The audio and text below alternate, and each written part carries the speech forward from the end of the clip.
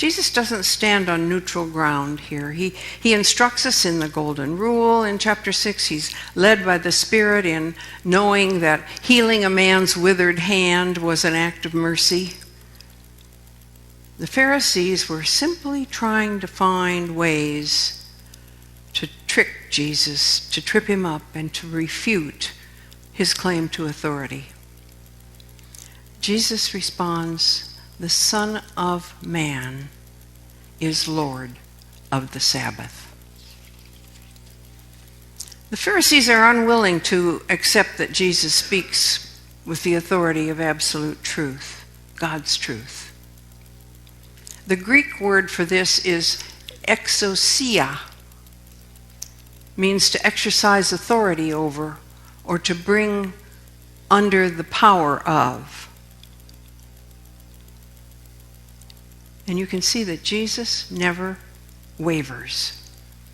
He assumes this authority because he's vested in his relationship to the Father and assured by the presence of the Holy Spirit in his life. He's grounded through prayer and meditation. The abundance of his heart, his strength, his courage, his wisdom, his humility, his love, all come from this bond.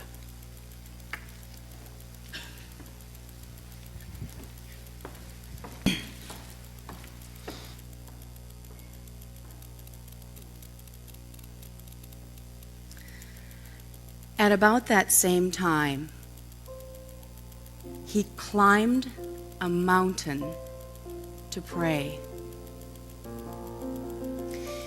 He was there all night in prayer before God. He was there all night in prayer before God. The next day, he summoned his disciples, and from them, he selected 12 he designated as apostles.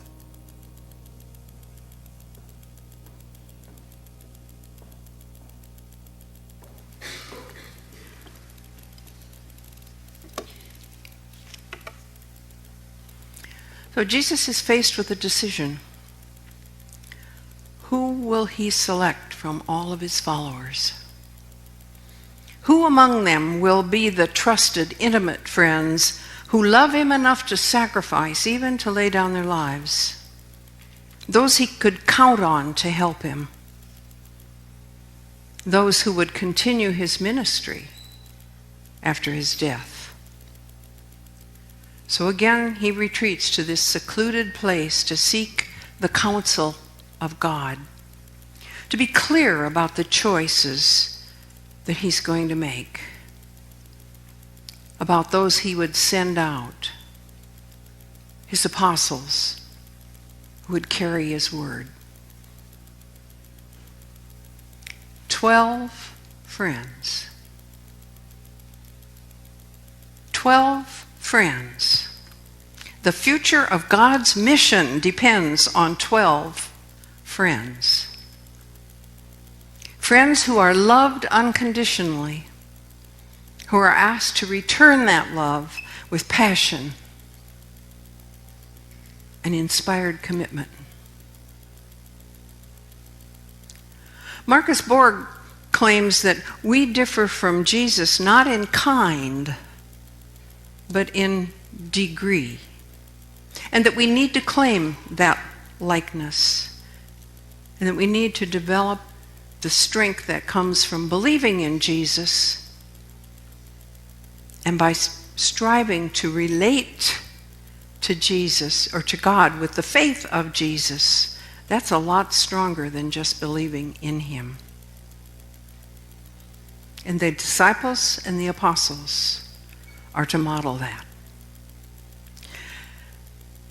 And friends, today, we're the ones who are called.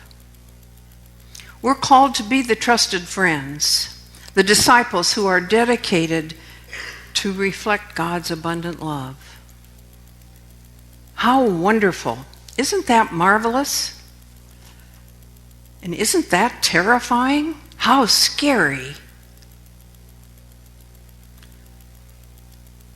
So how do we open our hearts and our souls to the thin places?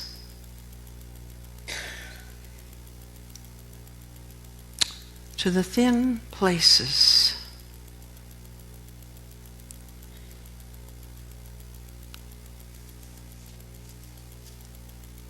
How do we do that?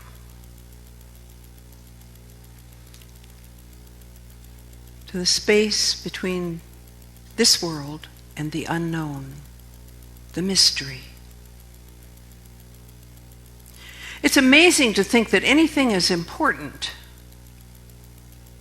as God's kingdom could simply be based on the intimate relationship of loving friends.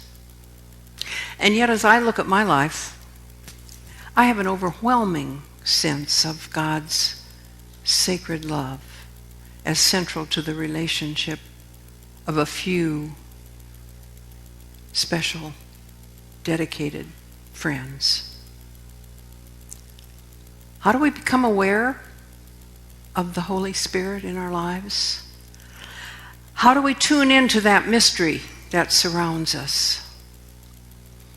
The Native American people have a way of relating to the Creator through what they call spirit guides and through vision quests, where they seek to find ways to hear God's call and to share that meaning with others.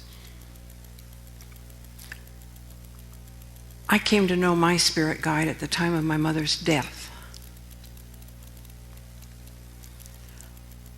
Mother and I were close. We enjoyed fishing together.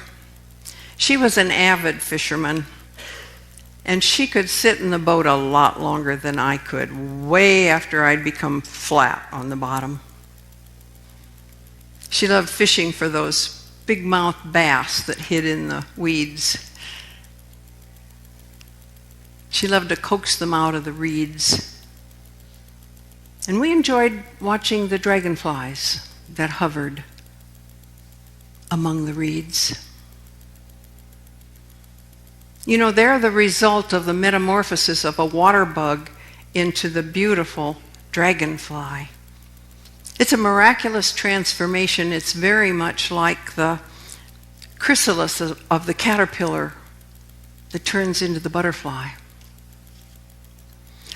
Now, it was not unusual to see dragonflies around the pool in our backyard. They'd come and dip down into the water. But my mother's death was in October. The pool was closed. It was cold. And yet in the morning after my mother's death, I looked out the window and the dragonflies were there, circling the pool. And they came back a second day, and they came back a third day. It was unbelievable. Was this a sign, a symbol of some kind for me, a message? Sometimes our hearts ask questions our mind can't answer. In any event, the dragonfly became a spirit guide for me. A spirit guide. A marker of awareness of God's reassurance and grace. After years of suffering with Alzheimer's, my mother was at peace.